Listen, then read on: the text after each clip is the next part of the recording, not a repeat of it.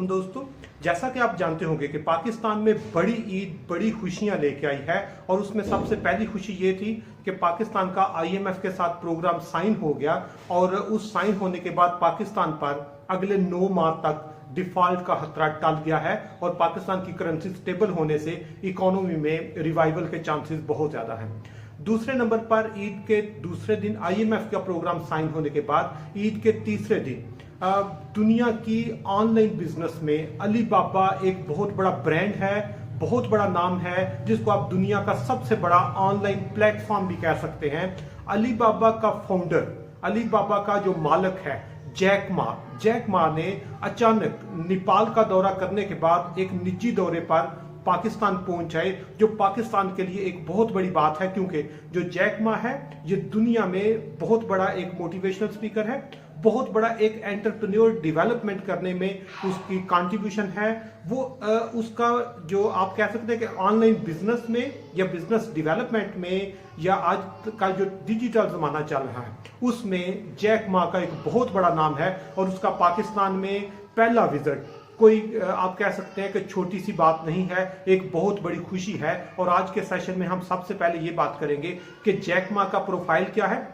दूसरे नंबर पर हम बात करेंगे उस जैक मा का पाकिस्तान में आने के कौन कौन से मकासद हो सकते हैं और तीसरे नंबर पर हम बात करेंगे कि क्या उसको जिस तरह के मकासद वो लेके आया है या जिस तरह हम उसको डील कर रहे हैं उससे ज्यादा क्या कोई पोटेंशियल है, उसको हम ग्रैब कर सकते हैं या नहीं। सबसे पहले नंबर पर यह बताता जाऊं कि जैक मा एक चाइनीज इंडिविजुअल है और वो जैक मा एक आम घराने से तल्लक रखने वाला इंसान है और वो एक स्कूल में इंग्लिश टीचिंग करता था।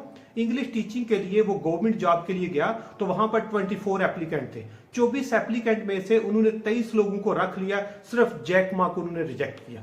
इसके साथ ये दुनिया की बेहतरीन यूनिवर्सिटी में अप्लाई करता था लेकिन किसी ने इसको एडमिशन भी नहीं दिया, जिससे इसने एक मोटिवेशन लेके अपने आप को एम्पावर किया और इस वक्त वो दुनिया का सबसे बड़ा इन्फ्लुएंसर है।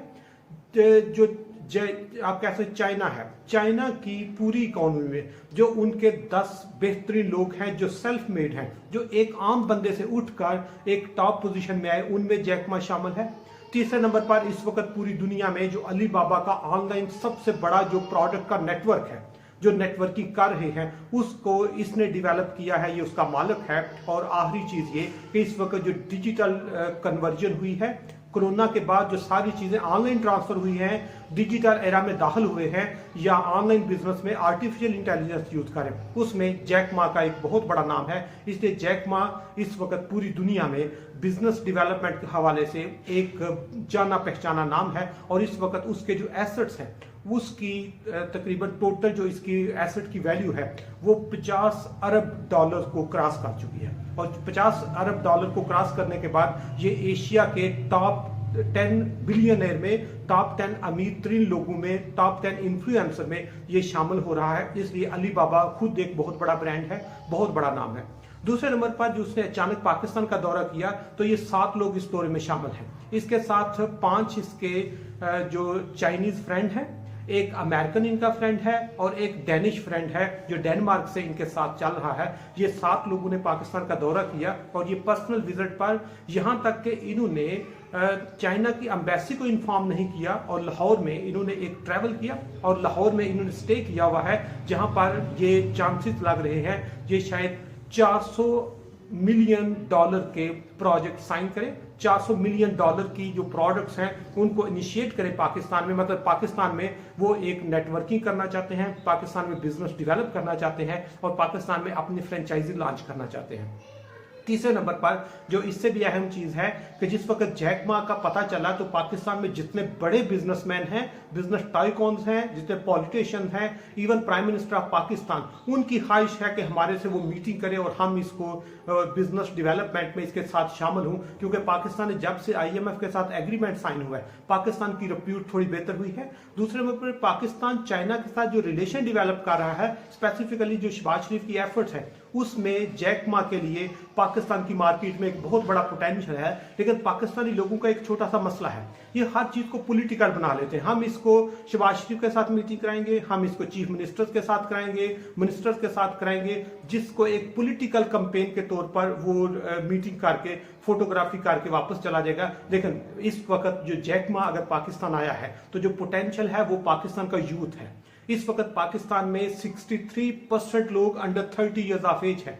Pakistan is a young country. पूरी दुनिया में सबसे ज्यादा हमारे लोग हैं जो 30 साल से कम उम्र के हैं। और जैक मा को पाकिस्तान की मुख्तलिफ यूनिवर्सिटी का विजिट कराना चाहिए, मुख्तलिफ शहरों में उस पर सेमिनार्स होने चाहिए और जैक मा लोगों को बताए कि आपने टेक्नोलॉजी का इस्तेमाल करके किस तरह अर्निंग कर सकते हैं, किस तरह अली बाबा का जो नेटवर्क है, जो प्लान है, उसमें उसका हिस्सेदार बन सकते हैं, किस तरह इस तरह ऑनलाइन बिजनेस को डेवलप कर सकते हैं, किस तरह ऑनलाइन बिजनेस को प्रमोट कर सकते हैं। इसके लिए जो अली बाबा अगर पाकिस्तान में या जैक मा पाकिस्तान में आया है तो उसमें पाकिस्तान की जितनी यूनिवर्सिटीज हैं, पाकिस्तान के बड़े शहर इस्लामाबाद, लाहौर और कराची में इस पे बहुत बड़े बड़े संपोजियम होने चाहिए, सेमिनार्स होने चाहिए, कॉन्फ्रेंसेस होने चाहिए, जहां पर जैक मा जाके हमारी यूथ के साथ बात करे। जब बात करेगा तो यूथ, हमारे पास यूथ का पोटेंशियल है और जैक मा यकीनन पाकिस्तान में यूथ को ग्रैब करेगा। यूथ को देख कर ही आया है और यकीनन वो यूथ के लिए कोई प्लान करेगा। और अगर पाकिस्तान में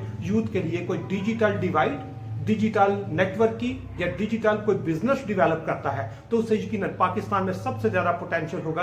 क्योंकि जिस तरह बताया पाकिस्तान में 63% यंग लोग हैं और अगर चाइना और पाकिस्तान का रिलेशन पहले ही बहुत स्ट्रांग है, उसको थोड़ा सा जैक मा के प्लेटफॉर्म से लॉन्च किया जाए तो ये एक बहुत अच्छा शगुन है। इसलिए बता रहा हूं कि जैक मा ने अचानक पाकिस्तान का दौरा किया, एक निजी दौरा किया, इसको वो पॉलिटिकल बनाना भी नहीं चाहता, पॉलिटिकल उसने बनाया भी नहीं, तो इसलिए ये चांसेस हैं कि इससे यकीनन बहुत ज्यादा फायदे होंगे। और पाकिस्तान में अगर वो 400-500 मिलियन डॉलर की इन्वेस्टमेंट से प्रोजेक्ट इनिशिएट करता है और मार्केट में अगर पोटेंशियल हो तो यकीनन $1 अरब को वो क्रॉस कर सकता है। जैक मा के लिए इसमें कोई प्रॉब्लम नहीं है। इसलिए हमें इस जो जैक मा की एंट्री है इसको अपनी यूथ के लिए एक अपॉर्चुनिटी के तौर पे देखना चाहिए। अदरवाइज इसको अगर पॉलिटिकल बनाया तो ये सिर्फ फोटो और अखबार के तराशे तक रह जाएगी। और अगर हम इसमें अपनी यूथ को इन्वॉल्व करेंगे तो ये पाकिस्तान में एम्प्लॉयमेंट जनरेट कर सकती है, पाकिस्तान में बिजनेस डेवलप कर सकती है। पाकिस्तान में जो लोगों का बिजनेस डेवलप होगा तो उसमें स्टेट को सपोर्ट होगी, उसमें पाकिस्तान की एक्सपोर्ट बेहतर होगी, पाकिस्तान की इंटरनेशनल रिप्यूट बेहतर होगी। इसलिए हमें जैक मा के इस दौरे को इजी नहीं लेना चाहिए बल्कि इसको एक नेमत के तौर पर कंसीडर करना चाहिए।